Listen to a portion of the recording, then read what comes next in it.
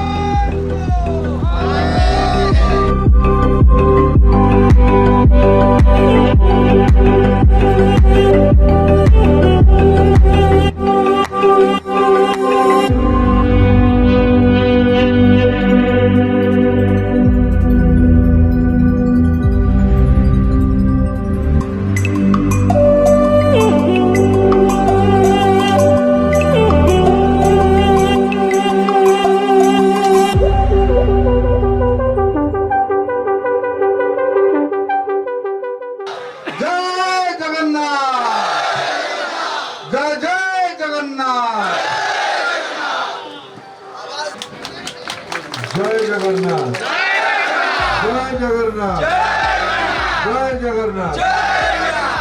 समस्त को बहुत बहुत धन्यवाद।